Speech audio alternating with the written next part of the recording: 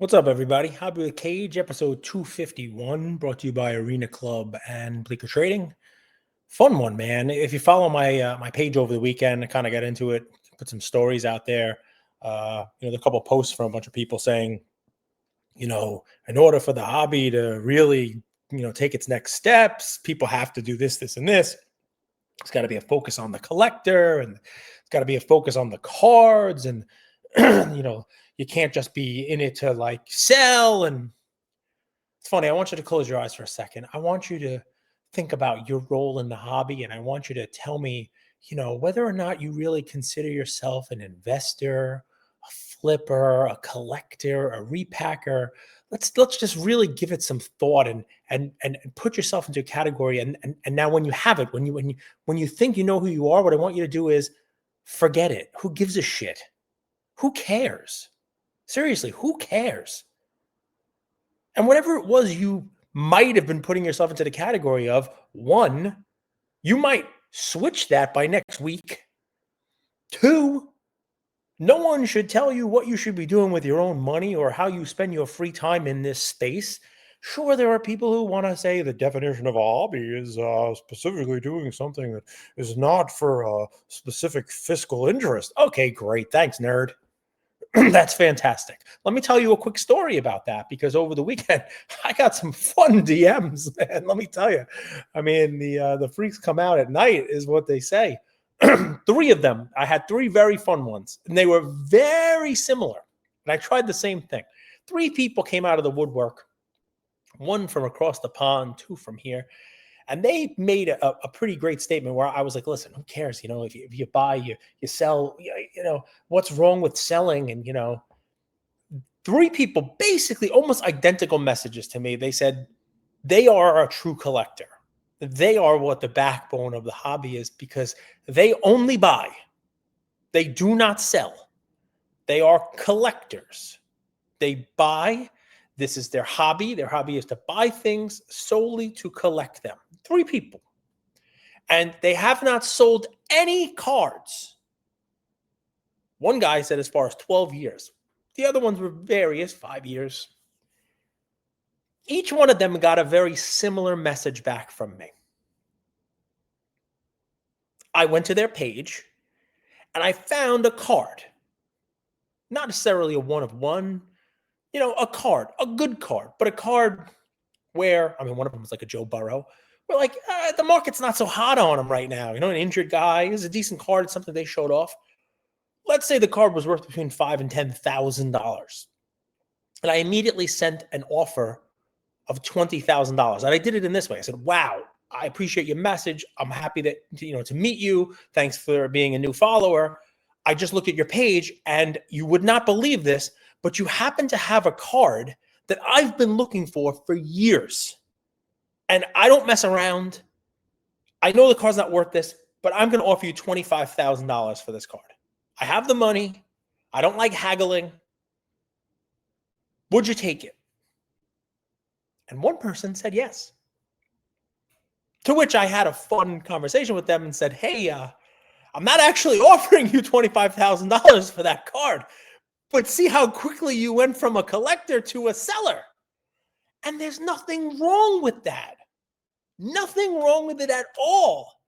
Because sometimes the intention, I had a great conversation with Drake's PC, and his thought process was the intention when you make the buy is what matters. And what I try to tell him is, even if I accept that, even if that's the case, your thoughts about a card can change. Your thoughts about the player who's on the card can change. These guys, Peyton Manning, who knows what he's going to do? Who knows what he's going to say? Your thoughts could change. And your intention at the time you bought the card might change. Or more importantly, what we're seeing here is you might have bought a card without any care in the world about what the valuation is going to be. And this is what I said, because I've had this happen to me. I have purchased cards that at the time I just wanted to own them. I wanted to own the card. And let's say it was a couple $1,000 card. Great. It didn't matter to me if the card went from the $5,000 that I paid for to $6,000, $7,000, $8,000. I didn't need to sell it. I wasn't buying it to selling it. And even though it has gone up 40, 50, 60%, I don't want to sell it. But in crazy markets, sort of like the one that we're seeing now, if that card I bought for $5,000 suddenly starts flying and it's a 20 or 25 or $30,000 card, sure, a purist, a true collector would say, I didn't buy this to make money. I'm not selling this card ever. The price is irrelevant. But there's nothing wrong with me saying, I don't believe that this $25,000 or $30,000 valuation or price tag being placed on this card now is a true valuation. I don't think it's sustainable. And this is not a one of one card. It's a card I can probably buy back in a year or two when things have cooled. It's a bet I'm making. Sure. Maybe it keeps going up and I'm wrong. But I believe the card I bought for 5,000, I'll be able to get again for 12 or 15. So why not sell it for 25 or 30? I have to throw all rational thought processes to the wind because of the intent that I had when I purchased the card, that I just wanted to own the card. Sure, but I'll still own it. I've done this probably a dozen times over the last, 5, 6 years, 7 years, where I bought a card, the value has run too far too fast. I sell it, but I buy it back a year later. Hell, I mean, Josh, Cardboard Chronicles, one of the guys that I admire in the space, well-spoken, knows what he's doing. I mean, he's a LeBron collector, but you see him sell LeBrons. You saw him sell the RPA, the exquisite RPA, and then he bought one later on.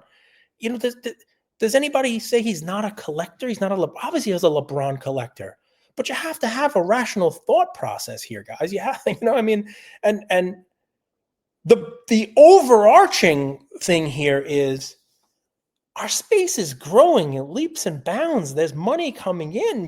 We're on CNBC and, people are talking about indexes and big money. I mean, calling it the Wondershine Index is probably not what I would have termed it if you want people to take it seriously, but that's a conversation for another day. But there's some heat here, there's some interest here. And one of the fastest ways to chase away new interest, new blood is to be a gatekeeper. And to think that we have the ability to kind of tell people what they should or shouldn't do. And that's my take. I mean, listen, guys, you want to be a collector? Sure.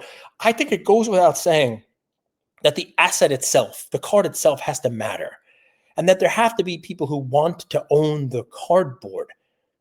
People have to actually want to own it. Otherwise, it's just a game of hot potato and chasing the price. We talk about that with comps. Sure. I mean, I think that goes without saying, right? But what's going on pricing-wise? What's going on innovation-wise? What's going on, the repacking with, just the headlines? It is bringing new blood and new money in. Let's not scare it all away, because what most likely happens is not everyone stays. But there will be some people that are sticky to this. There will be some people of this new blood that do stay and do care about the cards and do want to be a collector. They want to own the actual items. And with each one of these cycles, when more people come in, that base of collectors, that base of people who actually want to own the cards, it grows. The only way to prevent that from happening is to, stand there and say, you can't do this. You shall not pass. Like, what? Get the hell out of here with that stuff. Come on now. Be a little more welcoming. Let people do what they want to do and do their thing. And by the way, this goes to what you're saying. I mean, let people collect how they want. I guess let people post what they want, but expect that there's going to be people who come out and say, I have a differing opinion. I guess now that I've talked about this for 10 minutes, really what I've convinced myself is there's even space for the people who are gatekeepers here, because I guess that's just part of the ecosystem as well. There's got to be people out there standing at the gate yelling, you gotta collect. You can't come in if you're just gonna spend your money foolishly. You gotta actually spend it on stuff you want to keep forever. I guess we need them too. I don't know why, but I guess they have a right to be here and do their stuff as well. Anyway, I got to tell you, I got hundreds of DMs over the weekend, mostly saying I'm kind of a both. I'm a tweener. I love my collection, and I also love trying to buy something at a value price that I can sell later on when the market appreciates, when that person does something good, when I've identified, a card or a player or a type that has some room to grow, and then I can use that money, that profit, that money that I've made to buy more cards of the guy that I like, who is my PC. What the hell is wrong with that? Nothing. Nothing. And even if they take that money and buy a roof for their house, what's wrong with that?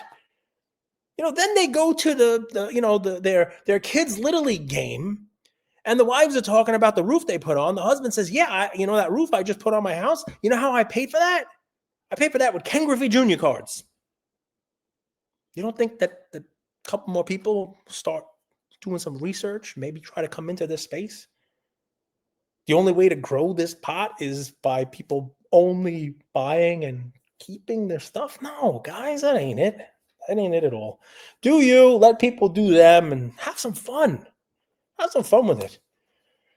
Guys, I wish I had like 400 hours. I could probably do 50 episodes this week. I have so much, crazy stuff to talk about. And, maybe I'll try to do another one later because, there were so many great auctions. There's so many, things to talk about with, markets, PSA slab versus BGS slab with the same type of card and, the difference in price, one auction over the other, these high-end sales. I'm trying not to read too much into it because generally speaking, it's a real healthy market, it's pretty cyclical. There were some real high-priced Otani auctions that ended, Judge auctions that ended, which, shouldn't surprise anybody.